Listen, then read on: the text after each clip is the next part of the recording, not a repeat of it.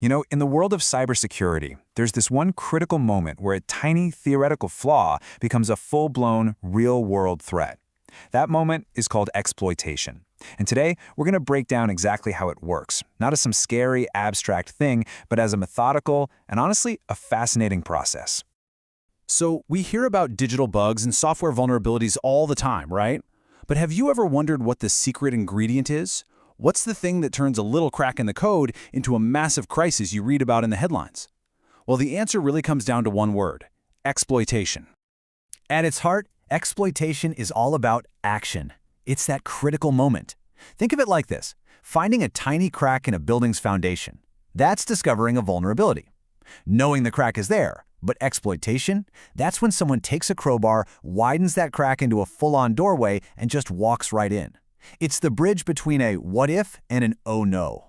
So, for an attacker or, for an ethical hacker who's testing defenses, this is the whole game. It's not enough to just point and say, hey, look, there's a weakness over there. Exploitation is the proof. It's the demonstration that shows without a shadow of a doubt that this isn't just some minor bug. It's a genuine threat that can cause real damage. So how exactly do they do it? Well, let's pull back the curtain and take a look inside the attacker's playbook. We're going to tour their toolkit, and we'll break it down by what part of the system they're actually targeting. First up is software exploitation. This is all about going after the very heart of our digital lives, the code that runs our operating systems and all the apps we use every single day. A lot of these attacks are really clever manipulations of a computer's memory. Let's take buffer overflow. The easiest way to picture it is to imagine you're stuffing way too many letters into a mailbox. Eventually, the mailbox breaks, letters spill everywhere, and in that chaos, you can sneak in your own letter, or in this case, your own malicious code. That's a buffer overflow in a nutshell. And the other techniques you see here, like use after free or integer overflows, they work in a similar way, abusing how a system handles memory to create errors that they can take advantage of. Okay, so attacking the software on one computer is one thing. But what about all the connections between those computers? Well, this next category of attacks targets the network, those digital highways that all of our data travels on. These attacks are really all about interception and impersonation. A man-in-the-middle attack is pretty much what it sounds like. It's like a spy secretly listening in on a phone call and maybe even changing what each person says to the other. Session hijacking is even bolder. That's like grabbing the phone right out of someone's hand while they're talking and just continuing the conversation as if you were them. Attackers also hunt for vulnerable services. Think of these as unlocked side doors like old protocols for file sharing, that's FTP, or remote desktop control, RDP, that just haven't been properly secured. All right, this next one is a huge battleground in cybersecurity today. We're talking about the websites and online services that we use for literally everything, from our banking to our social media feeds. A lot of these attacks work by tricking a website into doing something it was never designed to do. Take SQL injection. An attacker sends a very specially crafted message to a website's database. It's kind of like asking a librarian for a list of all the books by a certain author, and oh, by the way, could you also give me the master key to the vault?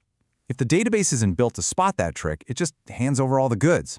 And then you've got things like cross-site scripting, or XSS, which is about injecting bad code into a website to mess with other users who visit it. So up to this point, we've been focused on attacking servers and networks. This next category, though, it flips the script completely. Client-side attacks target us, the end users, and our own devices. Now, the big difference here is that these attacks almost always need a human to make one little mistake. Clicking on a malicious email attachment or visiting a compromised website, that can be all it takes. A drive-by download is especially sneaky. You don't even have to click on anything specific. Just visiting the wrong web page can exploit a flaw in your browser and infect your machine. Your own computer becomes the attacker's entry point.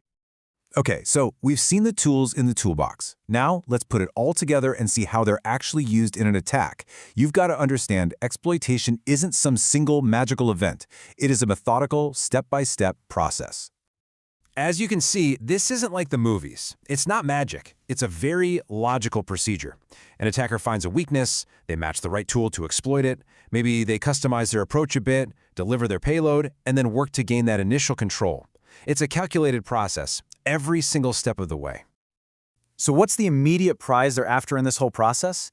It's to get something called a shell. A shell is basically a command prompt on the target's computer. It's the digital equivalent of being handed the keys to the machine, sitting down in front of it, and being able to type in any command you want. Total control. Gaining control is one thing, but what happens next? This is where we connect the technical side of things to the real-world consequences we're always hearing about. Why does all of this matter so much? Because getting that initial shell, that first bit of access, is almost never the end of the story. Once an attacker is inside the network, their work has really just begun. Their next goal is to go deeper, to escalate their control from just a simple user to the master of the entire system. And this is where things get really serious. It's a process called privilege escalation. Let me put it this way. That initial access might give an attacker a key to one guest room in a hotel. Privilege escalation is the process they use to find the janitor's closet, steal the master key, and get access to every single room in the building, including the manager's office. And when an attacker gets that kind of admin-level control, the consequences are exactly what you'd imagine. This is where we see the massive data breaches, the devastating financial losses, and the complete shutdown of critical services. And for a company, the loss of customer trust and reputation. That can be the most damaging blow of all.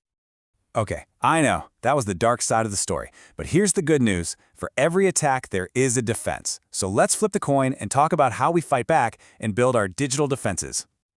You really have to think of cybersecurity as a constant chess match. For every move an attacker makes, there's a counter move for the defenders. If an attacker's whole strategy relies on exploiting old, outdated software, the defense is simple: patch your systems regularly. If they're trying to inject malicious data, the defense is to validate and sanitize every single piece of input. For every move, there's a counter. And this is why good defense is all about having multiple layers. It starts with writing secure code from day one. Then you apply things like the principle of least privilege, which is just a fancy way of saying, hey, you only get the keys to the rooms you absolutely need to be in, and nothing more. You segment networks to build internal walls, so if one area is breached, the attacker is trapped, and you have systems watching over it all, constantly looking for anything suspicious. And this brings us to a really crucial point. The very same tools we've been talking about, the ones used by attackers, can also be used for good. Ethical hackers, the good guys, are hired to think just like the enemy. They find the weaknesses in a safe, authorized way so that all those doors can be locked before a real criminal comes knocking. And all of this leaves us with one final big question to chew on. As our digital world gets more and more complex, and our technology gets more advanced, are our defenses actually getting stronger? Are we building taller walls, or are we just creating more intricate, more complicated doors, just waiting for someone to figure out how to pick the lock? It's that constant cat and mouse game that really defines the entire world of cybersecurity.